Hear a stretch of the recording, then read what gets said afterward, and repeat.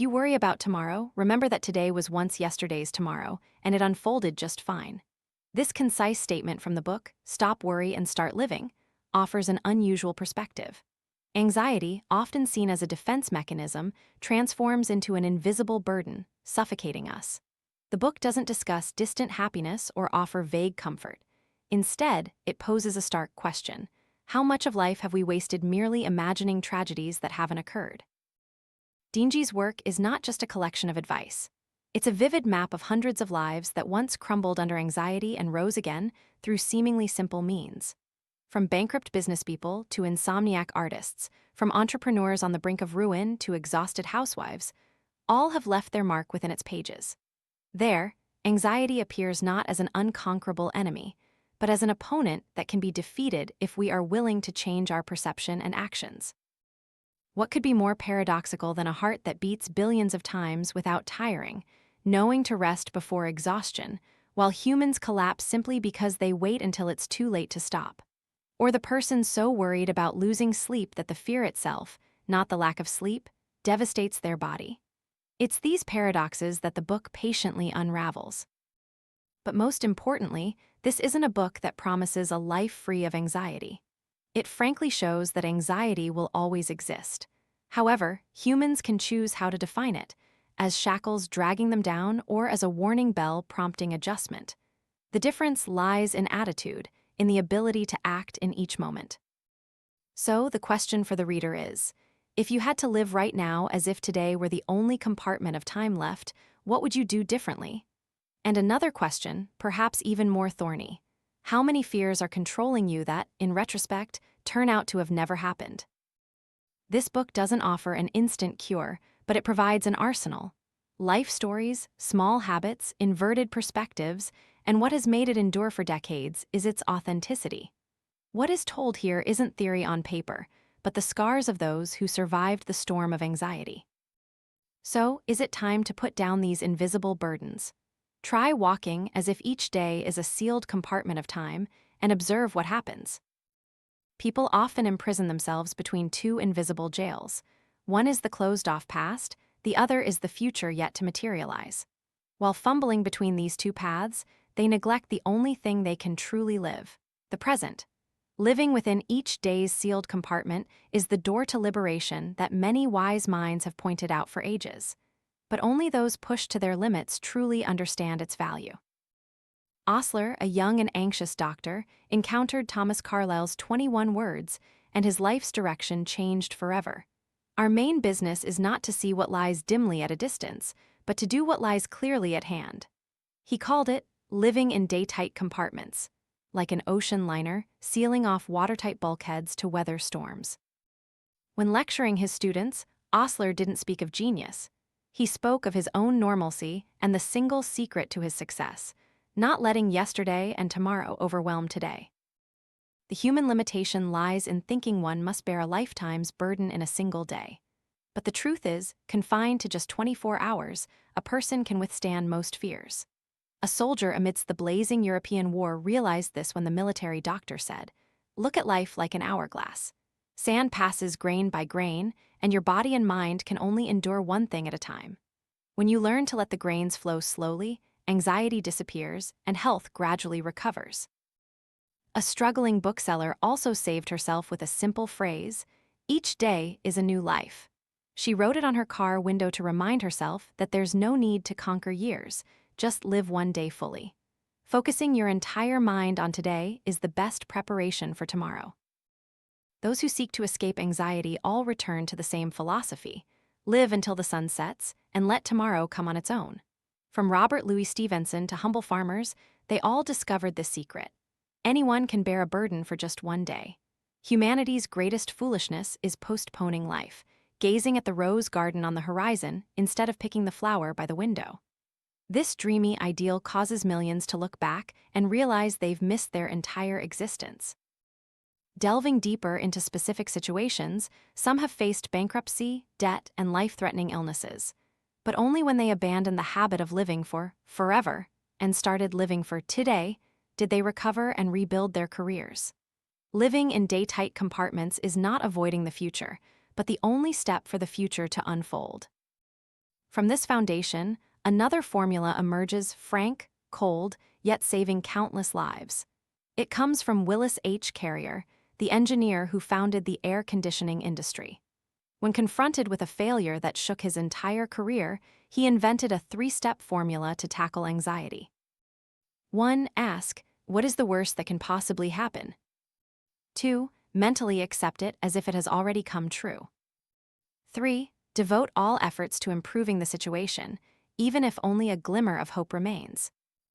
This may sound pessimistic, but the truth is paradoxical.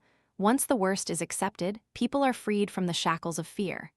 Carrier once considered losing his job, losing tens of thousands of dollars worth of equipment. He was willing to endure it. And at that very moment, his mind cleared, becoming sharp enough to find a solution. Instead of failure, he turned losses into profits. A New York merchant was once blackmailed, suffering so much he couldn't eat or sleep, constantly torn between paying to keep quiet and having his reputation ruined. Only after reading Carrier's formula did he sit down and ask himself, what's the worst that could happen? The answer: lose the company. He accepted it. Thinking about working as an employee with his existing oil and gas knowledge, his mind opened up. Why not tell my lawyer everything? That decision saved him from the trap and turned the tables. The blackmailer was just a wanted con artist. With the same spirit, a man sentenced to live with an incurable stomach ulcer was advised by his doctor to prepare for his funeral. Instead of waiting, he decided to travel the world, even bringing a coffin along. He ate whatever he liked, smoked, weathered storms, and enjoyed various pastimes. Paradoxically, it was when he was ready to die that he revived, returned healthy, sold the coffin, and resumed his career. Accepting the worst released his life energy, sometimes more powerfully than any medicine. These stories aren't just for recounting courage, but to remind us that anxiety is the only destroyer that doesn't exist externally but grows from within us. And the weapon to fight it also lies within. Lock away the past, don't dream about the future, and when in dire straits, frankly accept the worst. From that ground, true wisdom begins to work. Anxiety isn't just a ghost of the mind, it hollows out the body. The biological consequences of fear, stress, and insecurity can kill faster than any infectious disease. While New York City once mobilized thousands of doctors and nurses to vaccinate against a few cases of smallpox, no one knocks on every door to warn about the mental epidemic called anxiety, a disease that has felled millions in hospitals, at workplaces, and even in their own homes. Dr. Alexis Carrel, a Nobel laureate in medicine, stated outright that business people who don't know how to fight anxiety will die young. At the Mayo Clinic, tens of thousands of patients were diagnosed with stomach, cardiovascular, and high blood pressure issues. Yet in 4 out of 5 cases, there was no physical cause, only mood and worrying habits that ravaged stomachs, crushed hearts, and constricted blood vessels. People don't get ulcers from what they eat, but from what's eating them. A doctor grimly noted that the effects of anxiety are everywhere. Some, worried about finances, broke out in boils and grew weaker, warned by doctors they only had 2 weeks to live. Only when he accepted, gave up struggling, and slept well again did his body recover. Another merchant developed diabetes due to a market crisis. Even a movie star like Mello Oberon once looked in the mirror and saw wrinkles appearing from the fear of failure, vowing never to let anxiety steal her face, her only asset. Anxiety can destroy faster than poverty, and is so cruel it can steal beauty, joy, and the calm necessary to live as a human being. More dangerously, anxiety can lead to madness. 1/6 of young American men conscripted during wartime were rejected due to mental disorders, and millions more were confined in psychiatric facilities. When the mind is besieged by fear with no escape, people choose to shut out reality, escaping into their own fantasy worlds. That's how they cope with anxiety, but the price is their own disintegration. So, how to escape? The first method is to learn to analyze anxiety like a scientist. Instead of letting the mind wander in vague scenarios, we force it to answer specific questions. What exactly is the event? What are the actual facts? What are the available choices? When written down, every vague idea transforms into clear words, and anxiety gradually shrinks from a chaotic storm into a few neat points. This sounds simple, but most people don't do it. They let their imaginations swell, creating dozens of what if scenarios that never happen. But when we put them under the light of facts, we see that 90% are fiction. The power of analysis forces anxiety to materialize, and when it materializes, it weakens. For work, there's a key that can immediately cut half the burden: preparation. Many leaders, instead of receiving emails, papers, and reports, and then reacting, ask their staff to fill out a summary including the facts of the problem, the root cause, possible solutions, and clear proposals. When such a document is received, the decision is almost instantaneous, no fumbling required. Just preparation and systematization can cut in half the neural waste caused by anxiety. A simple example: instead of being tormented by piles of correspondence, a manager learns to categorize them into 3 groups: urgent, can wait, and no response needed. By just changing the processing method, his mind escapes the endless cycle, making room for clarity. In fact, what exhausts people is not the volume of work, but how they view it. Anxiety is the prolonged shadow of lack of clarity. Once the light of analysis shines on it, the shadow vanishes, and our true energy can be used for solving problems instead of fretting. The human mind cannot simultaneously be full of positive ideas and harbor fear. That's why when a person truly plunges into a task, anxiety is forced out. Those who have experienced mental crises often share that work, music, conversation, or some repetitive action saved them. Busyness doesn't just consume time, it occupies the entire mental space, and anxiety, which needs idleness to breed, will no longer have a place to reside. Someone once faced a loss so profound they wanted to end their life. But he discovered that if he kept his hands and mind constantly active, the dark stream of thoughts would recede. He dug earth, planted trees, wrote notes, went hiking. It was the rhythm of action, the engagement with the concrete world, that pushed back the inner darkness. The secret here is not to deny anxiety, but to deny it a seat in the mind. However, anxiety doesn't just come from emptiness, but also from trivial details. People are easily defeated not by storms, but by tiny bugs that gradually gnaw away at their patience. Small matters, if left unchecked, accumulate into a heavy pile of ash, heavier than any major catastrophe. A difficult neighbor, a grumpy colleague, a misplaced word. All these things, if allowed, will occupy the mind no less than a serious event. A scientist precisely compared it to a dust speck becoming a mountain when magnified too much under a microscope. The mind is the same. If trivial matters become the focus, they will swell, weighing heavily on the spirit. Yet, in truth, most are not worth retaining for more than a day. The secret is to learn to let go, because life energy should not be wasted on weightless fragments. On another note, anxiety often arises from exaggerating the probability of risk. People often worry about situations with only a 1% chance of happening, as if they were 100% certain.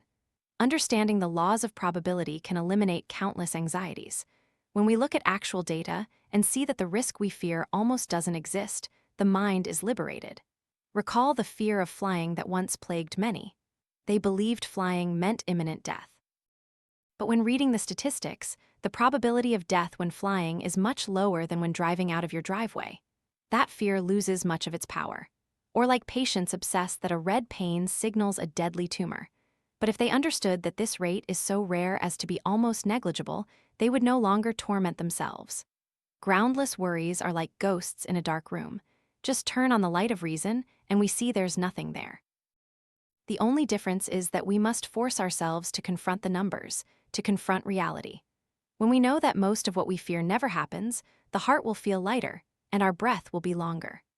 The combination of 3 principles: filling the mind with action, ignoring small matters, and relying on actual probabilities creates a powerful mechanism. It's like 3 layers of city walls against the invader named anxiety. If we are busy with what is meaningful, don't get bogged down in trivial details, and understand actual probabilities, then even if anxiety comes knocking, it will find no place to stay.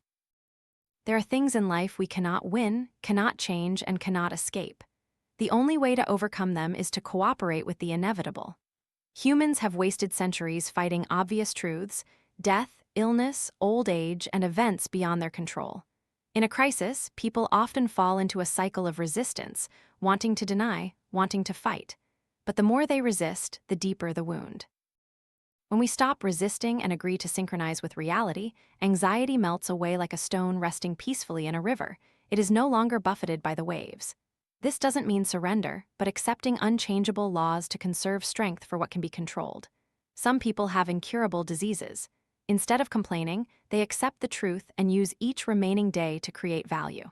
This cooperation brings peace, even prolonging life. Some people lost assets in a crisis. Instead of struggling with regret, they stood up, accepted the loss, and rebuilt from scratch. Such rebirth can only begin when we stop fighting the impossible.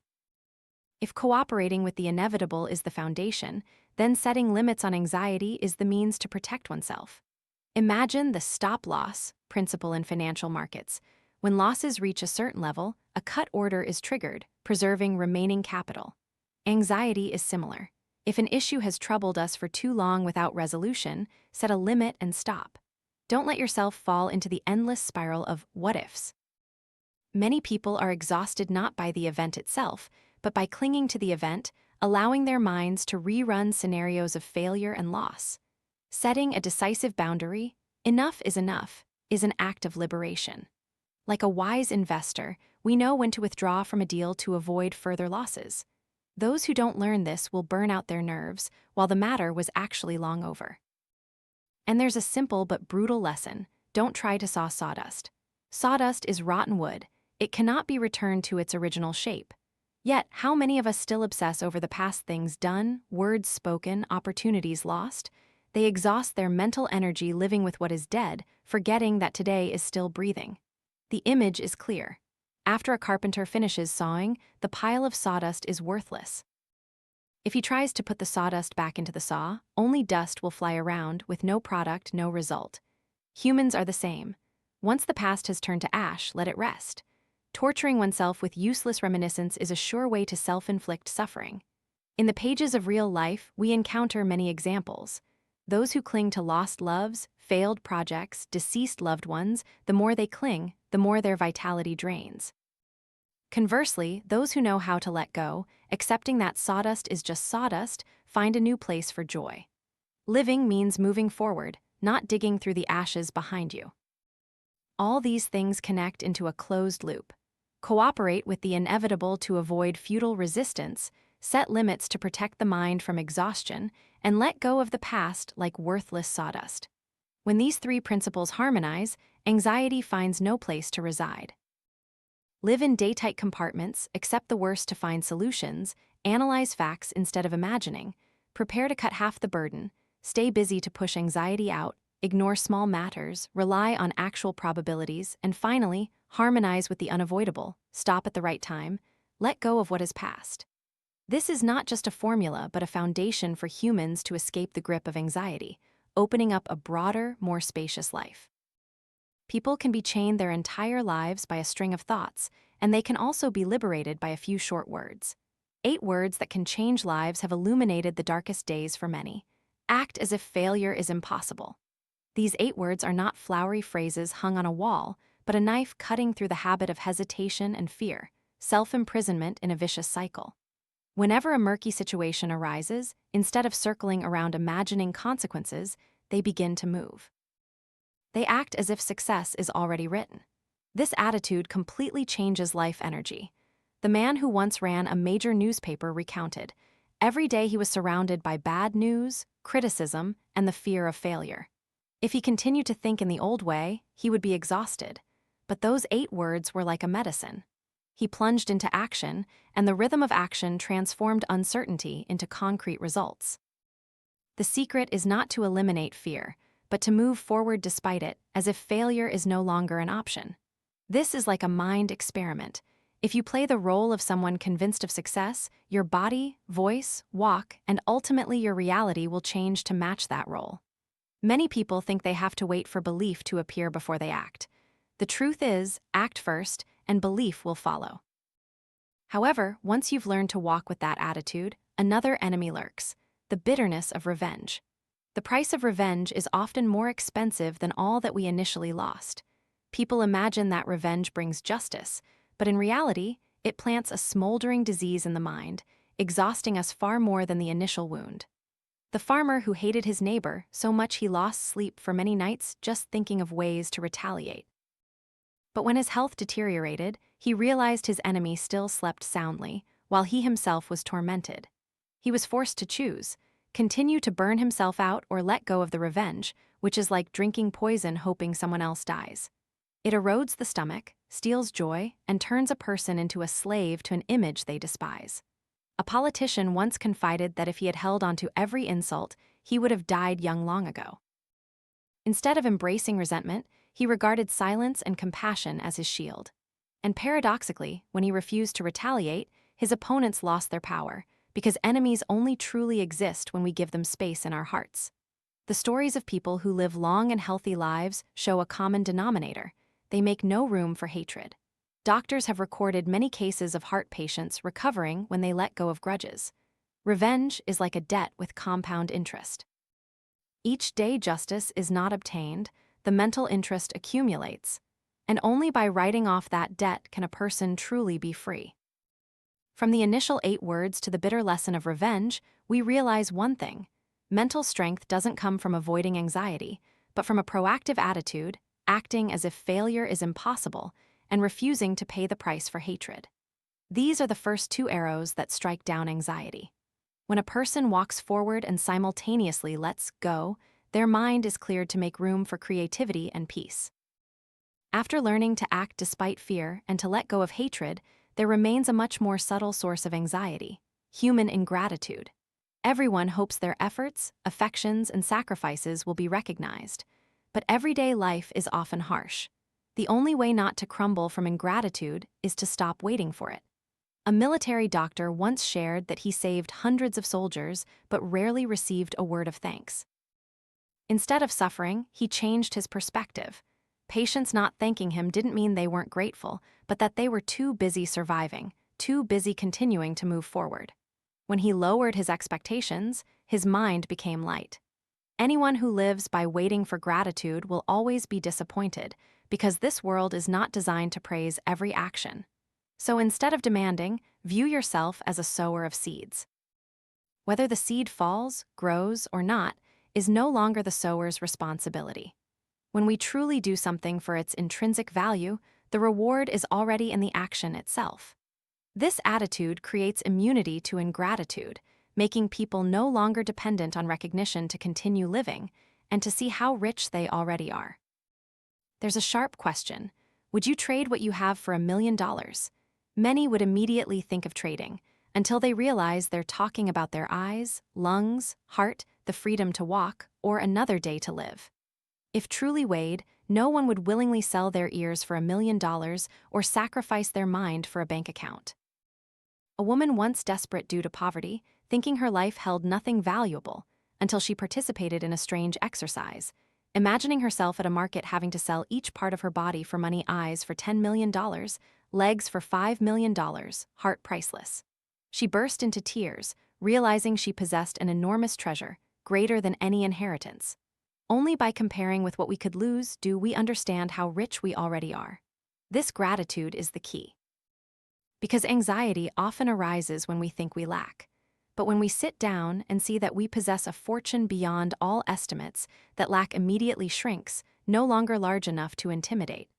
Ultimately, when we no longer demand gratitude, when we already see ourselves as rich, the remaining question is: do I have enough courage to be myself?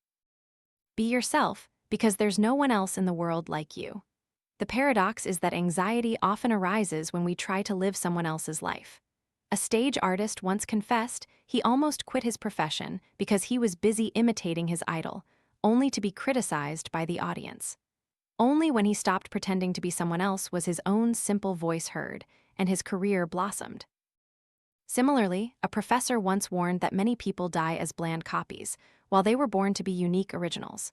The price of not living authentically is more expensive than failure itself. Failing while being yourself still brings experience, lessons, and freedom.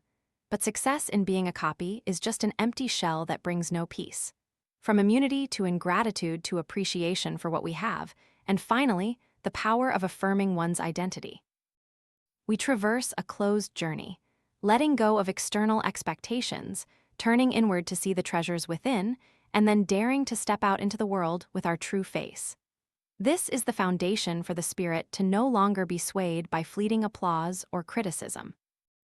When a person has learned not to expect gratitude, realized they are richer than imagined, and dared to be themselves, life will still throw bitter lemons. Adversity is not an exception, it's the rule. The secret is, when life gives you a lemon, make lemonade. The story of a blind teacher proves this. He lost his sight, thinking his life was over. But instead of complaining, he decided to utilize the extraordinary memory that darkness bestowed upon him. He learned foreign languages, read books by listening, and became a nationally admired orator. Losing his sight, his eyes became the light illuminating his career. Turning loss into an asset is the miracle of reframing. Another example comes from a woman whose beauty was ruined after an accident. In despair, she thought there was nothing left to live for. Then she realized the empathy she could offer to others facing similar circumstances. She formed a support group, shared her experiences, and transformed her tragedy into a mission. Her personal pain opened the door for her to give hope to others. Looking closely, we see that those considered great people have all tasted bitter lemons. The difference is that they didn't sit and lament, but squeezed them into lemonade. Adversity doesn't kill, it only reveals hidden strength. However, there are times when we need not only a new mindset, but also clear behavioral therapy to pull ourselves out of the darkness. How to cure melancholy in 14 days? The answer has been proven many times. Force yourself outwards, engage in positive action, and repeat it until your mood is forced to change. The formula is simple. Every day, do at least one thing that brings joy to someone else. Today, give a book. Tomorrow, send a sincere compliment. The day after, help someone with a small task. When the mind is busy creating happiness for others, it no longer has time to gnaw at its own sadness. The secret here is that melancholy cannot coexist with altruistic action. A man who suffered from severe depression recounted that he escaped not through medicine, but through a discipline. Every day, he forced himself to write thank you notes, visit friends, or share with the poor. At first, he did it reluctantly, but gradually his mind brightened. Dark thoughts receded. By the 14th day, he was like a different person.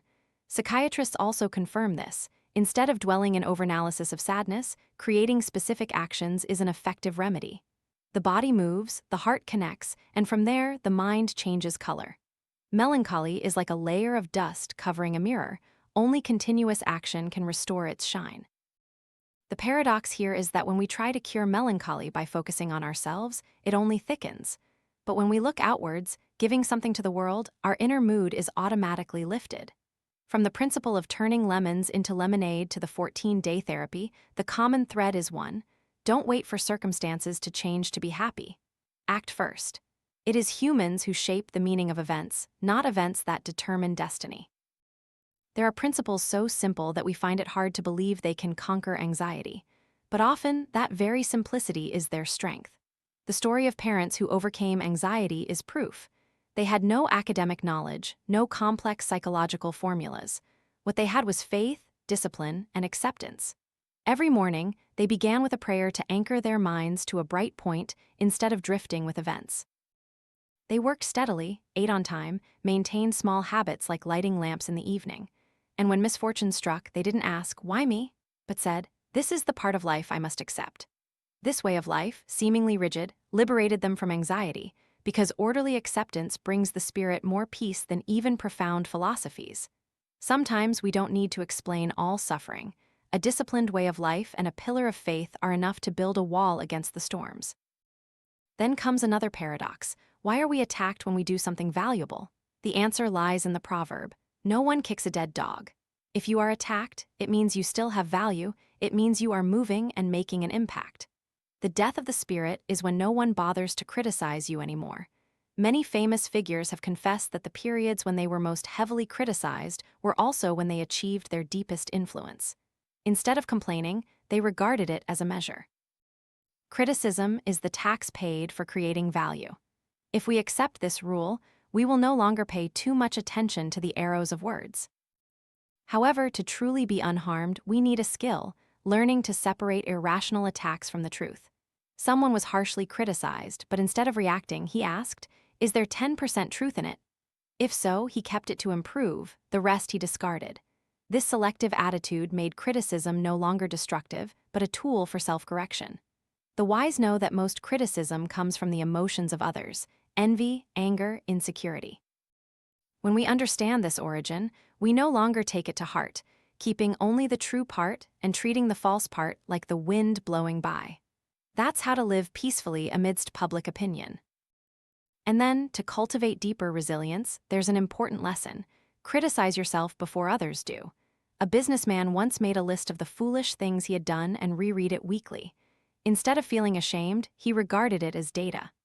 Thanks to this, when someone attacked him, he didn't crumble because he had already confronted his own mistakes beforehand. The power of self-criticism lies in the fact that it strips others of their power. If we dare to laugh at our own mistakes, no criticism can make us fall. Lowering one's ego by one notch is raising one's mental strength many times over. When we connect these threads, we see a closed loop, from simple acceptance in daily life to the realization that being criticized means having value, from the skill of selecting criticism to the art of self-criticism. All combine to form a solid shield. Anxiety cannot pierce a mind that knows how to accept, let go, choose, and self-reflect. There's a truth often forgotten: fatigue is the most fertile ground for anxiety to breed. When the body is exhausted, the mind is weak, and every small matter transforms into a great fear. Those who have experienced consecutive sleepless nights understand. The next morning, they worry twice as much. Not because the world suddenly has more problems, but because their body batteries are drained. People once thought anxiety was a mental illness and fatigue was a physical matter. But the truth is, both are tightly linked, like shadow and form. When the heart rests regularly, it can beat billions of times in a lifetime without failing. But humans, when they work without rest, often break down after only a few years. The heart's rule is to rest before fatigue, and so is life's rule.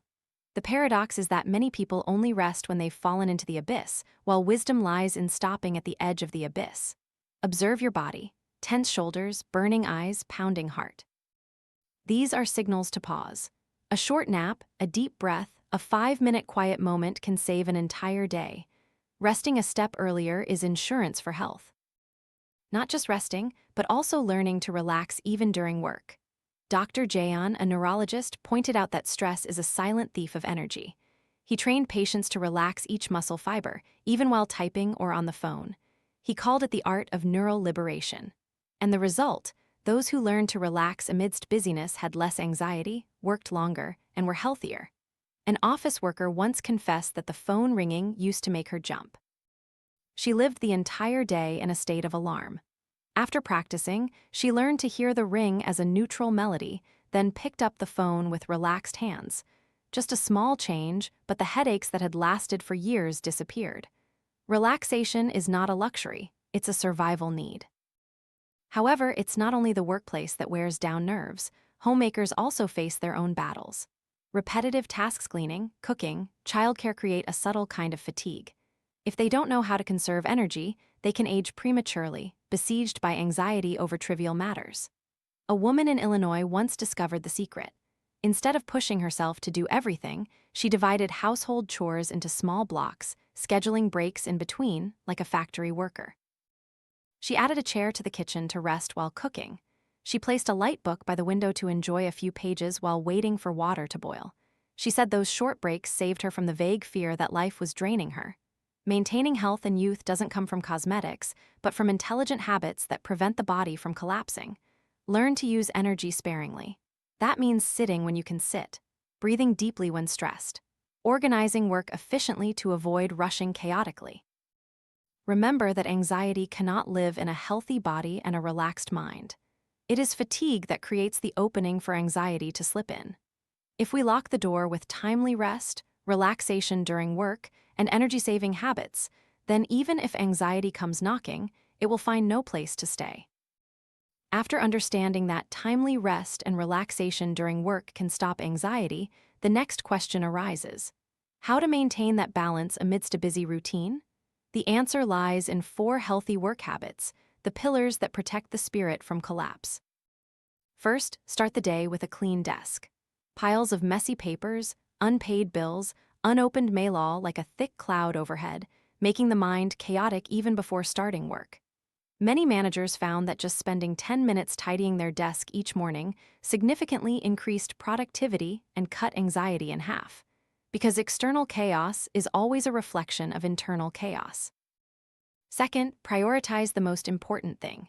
People are often drawn to small, easy tasks instead of confronting core responsibilities. As a result, the entire day passes in trivial matters, while the main task continues to haunt them. The simple rule: write down the 3 most important tasks, complete task number 1, and only then think about task number 2. When the essential has been resolved, the mind will no longer be gnawed by a sense of overdue obligations. Third, decide as soon as you have enough data. Many people waste hours, even days, just circling in indecision. They wait until they are absolutely certain, while absolute certainty never comes. That indecision is the door inviting anxiety in. The wise person knows when 70% of the data is sufficient to make a decision, because even if they are wrong, they can still correct it, while the procrastinator has been devoured by time and anxiety. Fourth, learn to organize, delegate, and supervise. Many individuals collapse not because there's too much work, but because they shoulder everything themselves. The human heart can work tirelessly for decades because it knows how to divide its rhythm with rest. An organization is the same. A leader is not one who does everything, but one who delegates appropriately so that everyone carries a part. Delegation not only frees the body, but also frees the mind from the feeling of being overwhelmed. These 4 habits are like 4 supporting columns. If maintained, people will find themselves with more energy, less stress, and especially an expanded space for another important element: enthusiasm. The truth is, many people are not tired from doing a lot, but from doing things they hate. Enthusiasm is the soul's pain reliever. A teacher once admitted that there were days she taught 8 consecutive lessons without feeling tired because her heart glowed with love for her students. Conversely, some days just one lesson exhausted her because her mind was filled with disgust. Maintaining enthusiasm is not natural, it's a choice. It's when we view work as an opportunity to test ourselves, as a stage to perform. A factory worker found joy by turning each repetitive task into a speed game. He recounted that when he started seeing work as a sport, anxiety disappeared, and he went to work feeling as excited as if he were going to a match. When passion burns bright, anxiety has no oxygen to survive. And finally, one of the most common nightmares of anxiety is the fear of insomnia. Millions of people torment themselves by tossing and turning, fearing that lack of sleep will kill them. But science shows that no one dies from lack of sleep. What kills people is the fear of not sleeping. Some people used to lie awake all night, waking up like ghosts, just because they kept thinking they would get sick, they would collapse. But when a doctor frankly told him, "You can go all night without sleep, you'll still be alive tomorrow," the fear dissolved and sleep naturally returned. Paradoxically, the more you force yourself to sleep, the further sleep retreats. But when you let go of the fear, the body self-regulates. A woman working in the entertainment industry lived with the obsession of insomnia for many years. She tried medicine, hypnosis, every method. Finally, when she decided, "If I don't sleep, I'll still work as usual," the anxiety disappeared and sleep gradually returned. Accepting insomnia is the key to escaping it. When we piece these fragments together, we get a complete picture. Decluttering chaos, focusing on the essential, deciding at the right time, sharing the burden, nurturing enthusiasm, and letting go of the fear of insomnia. This is the formula for a calm mind to exist amidst the bustle of work, not to be defeated by anxiety from the inside out. Amidst the spiral of fatigue and anxiety, there are deeper sources that can only be resolved if we dare to make a life or death decision. Choose the right work to live. Some people can maintain health even working 16 hours a day, while others are exhausted after only a few years. The difference lies not in the number of hours, but in whether they do work they love or hate. When a person finds joy in their profession, they are no longer working, they are living. Thomas Edison once spent days and nights in his laboratory, eating and sleeping next to his workbench. Someone might call him a drudge, but he considered it happiness, because for him, experiments were an endless game. And Charles Schwab, who steered the Steel Corporation, once said he never worked a day in his life because all his work was a joy. Their secret was not superhuman health, but a love for their work. However, not everyone immediately finds the work they love. Many embark on careers because their parents wanted them to, or due to social pressure, and then are burdened by anxiety when living a life that doesn't belong to them. To avoid this tragedy, there's a simple rule: don't choose a profession in the dark. Experiment directly instead of guessing. Go out, ask questions, observe, volunteer to work, even for no pay, just to feel the atmosphere of the profession. Questions like, what will I do daily? Can I accept this risk? Can I imagine myself doing this for the next 10 years? Will give us clearer data than any theory. A young man once dreamed of becoming a lawyer, but after volunteering for a few months in an office, he discovered that legal life was a series of days filled with files and court stress, something he couldn't endure. Thanks to that, he switched to another profession, avoiding decades of anxiety. Career decisions are not a one-time thing for all, but a continuous series of experiments to find the ground where one belongs.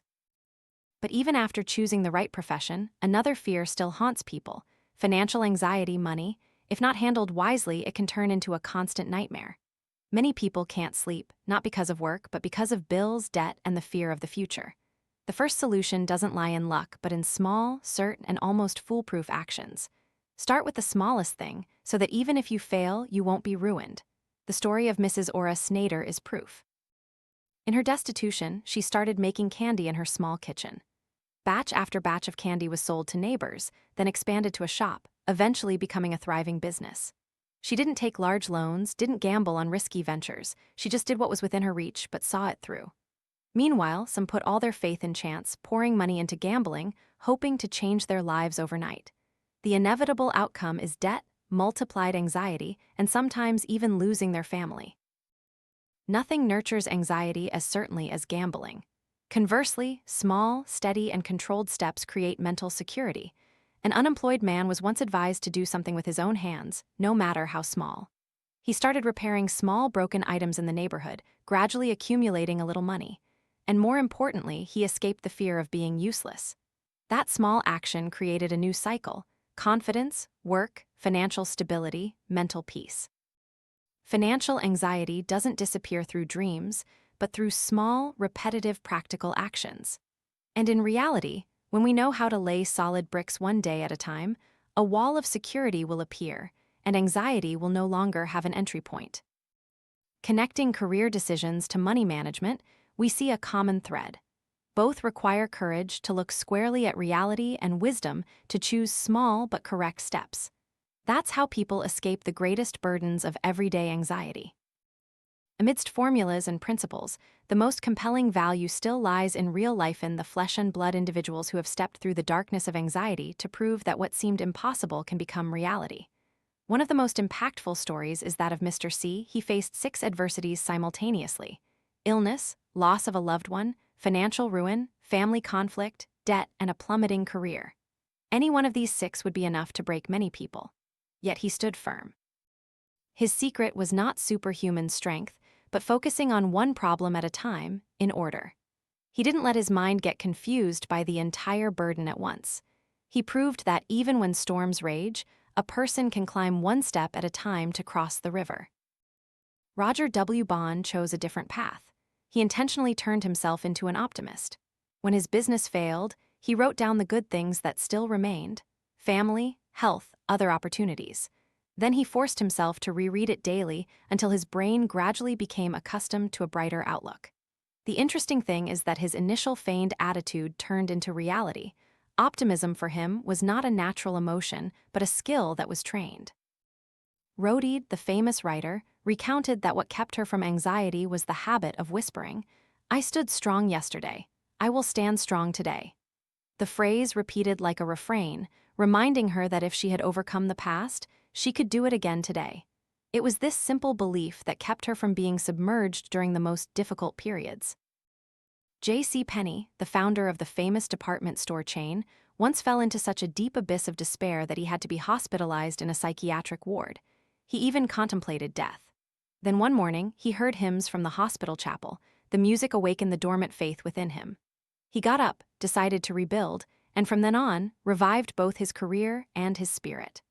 The lesson here is that sometimes just a small ray of light is enough to pull a person from the abyss. Jack Dempsey, the boxing champion, viewed anxiety as an opponent. He said that if you stand in the ring trembling, you'll lose before the fight even begins.